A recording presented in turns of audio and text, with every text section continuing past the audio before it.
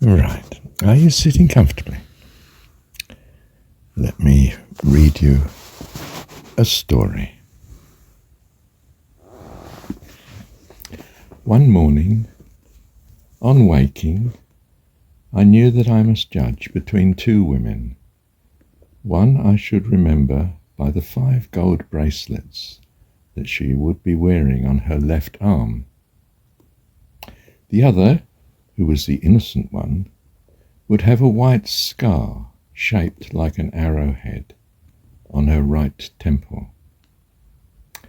The throne in the hall of audience was made of gilded wood, and its feet were lion-pawed. When I sat alone in audience, I held the crook and the flail, when Nea and I were together.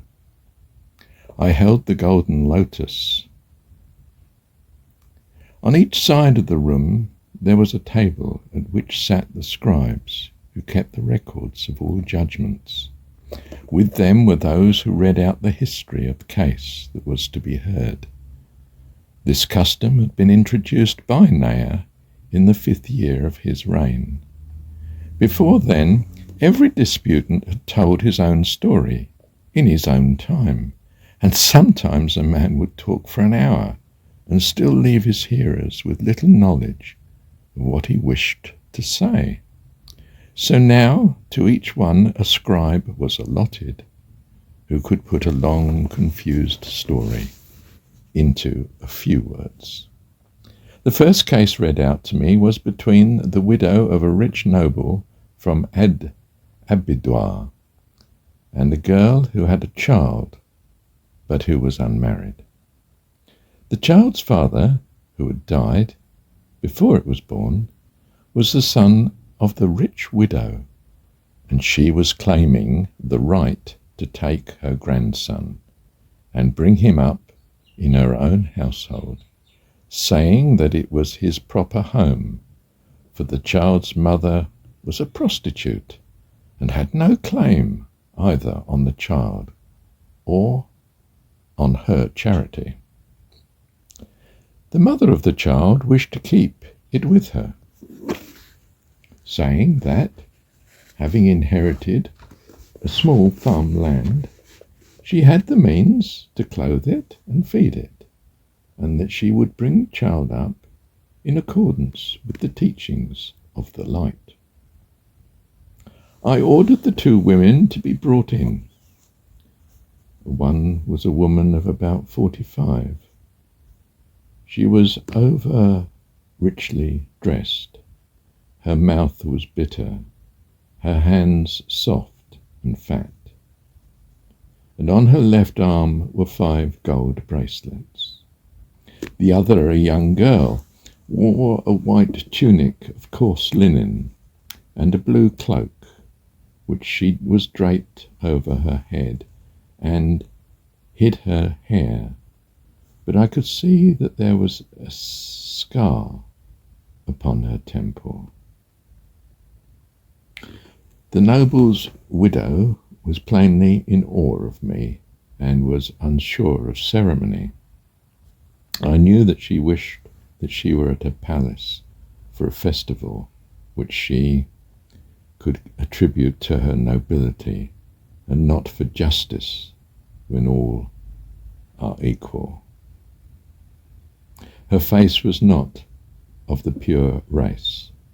Perhaps she was the daughter of some rich trader. By the shape of her nose, she must have had a strain of Zuma blood. Her fat hands were restless. She twisted her necklaces in her fingers, and her bracelets jingled on her arms. Yet she felt secure in her respectability and her riches, and had no fear of the claim of one whom she considered a prostitute. The girl stood very still, her arms hanging at her sides. She had the proud carriage of a woman who had used to carrying jars upon their heads. Her eyes never left my face. She was calm, for she knew that I should give true judgment, and that, knowing her heart, I should leave the child in her keeping. I spoke to the girl and asked, "Why did you have this child?" And she answered me, "Daughter of Horus, bearer of double wisdom, weigher of hearts, and mirror of truth. I loved his father, the husband of my heart, yet I could not share his house as wife, for I have few possessions, and my husband's mother wished him to marry one of noble blood, who could bring treasures to enrich his house. Although we could not be one before the priests, yet were our bodies joined on earth, and when we slept, we were fearless before the gods, and in our hearts we knew no shame. When he fell ill before our child was born, a servant told me that he often called for me, yet they would not let me see him, though I waited in the garden and spoke to his mother and begged her, very humbly, that I might go to see my beloved and comfort him. She saw that I was big with child and told me that I was a creature of the night, who, by my presence, made her garden fouler than a village midden. Yet when her son died, leaving no other child, she had me spied upon until my child was born, and then sent her servants to my house to try to take my son away from me. I asked her what she could give her son. He shall have food and shelter, sun and air, the river to breathe in, plants to grow, and animals to play with. And when he's older, he shall have a field to plough, and a cow to milk, and take to pasture. And he shall learn the ways of boats, and how to cast a fishing net. I will teach him gentleness and truth, so that he may look in a mirror and be unafraid of what his eyes read from his own eyes.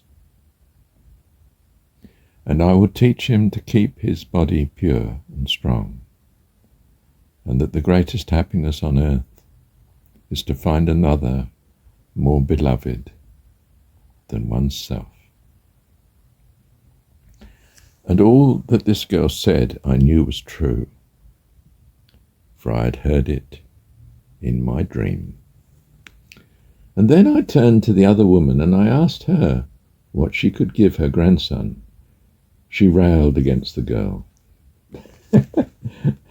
saying that she was a liar and a prostitute, of whom her son had taken careless pleasure for an hour, and only from the kindness of her heart had she decided that, in duty to her son, she must protect his child from living with such a woman, and that, being of noble birth, she could not have her grandson ploughing a field and living like a servant. Then she said what riches would be his: orchards, vineyards, serving maids, and gold, which she, being a widow, all belonged to her, and when she died would go to the child whom she would make her heir. When she'd finished, I waited a moment before I spoke. She was so sure I would decide in her favour. She did not realize that I saw her heart and knew its worth. And then I said to her, "In your house, the child would have all that he needed for the comfort of his body.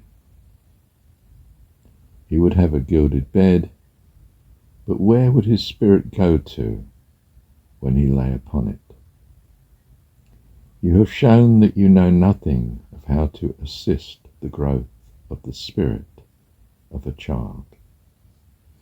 You think that riches are more important than love, for you wish to give the child possessions and yet take it from its mother. This shows that you're a fool. If you acknowledge the child as your grandson, then should his mother be a daughter to you. But in your self-righteousness, you look down upon the girl, thinking that she has sinned, and therefore that your son has shared her sin. You should have done all that was in your power to compensate her for what your son had brought to her.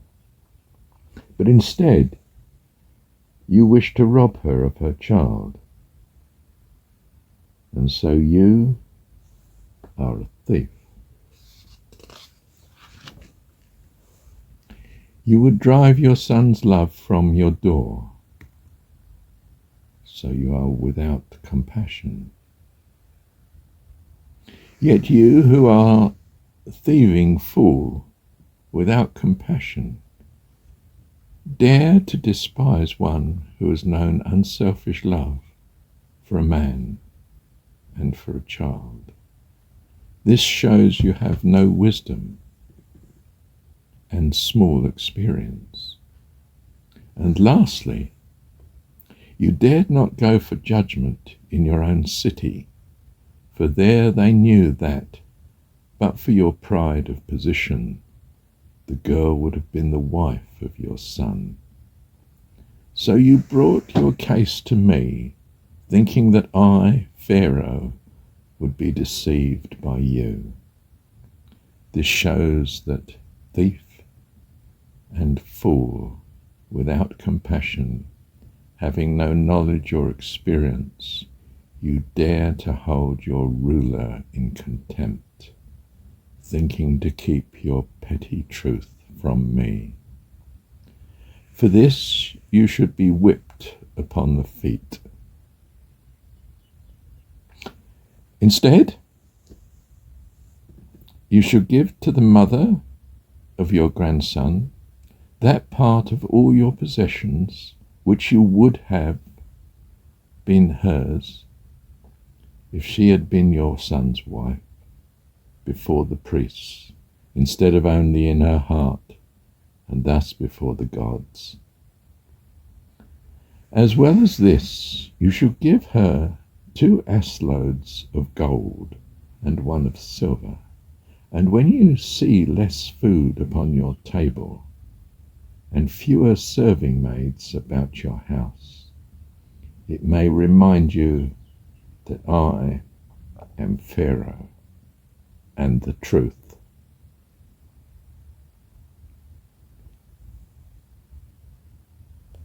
Well, what do you make of that story?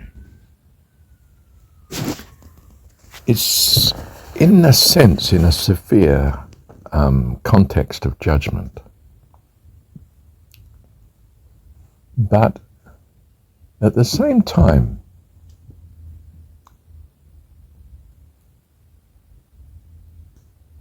it's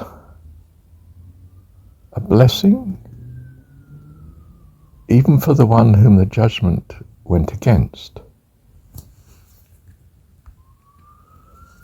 For in that she cares for her grandson, she is now doing exactly what she should be doing, providing for his future, and caring, therefore, for his mother. And in some sense, redressing the wrong that she had done by keeping them from marriage and keeping her would-be daughter-in-law from consoling her son when dying.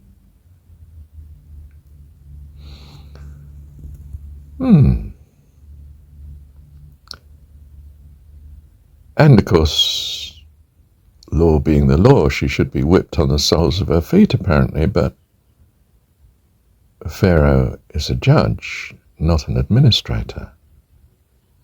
So she, because Pharaoh in this case is the brother, jointly with her, she is the sister of her brother, who jointly they are Pharaoh in Egypt, you see. I don't know how many thousand BC, but that's the context of the story. Being a judge, judges in truth, ideally. And of course, this judge in cultural context is not just wise, but is spiritually able, knows who is right and wrong before the case is even heard, is told in a dream. She's told in a dream.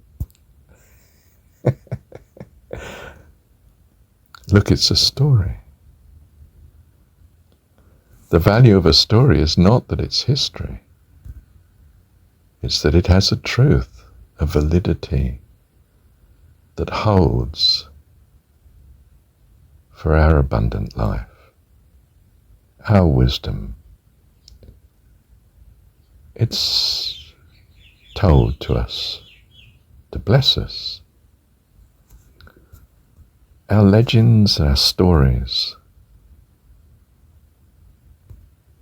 ideally were there with the intention of blessing us, helping us into abundant life.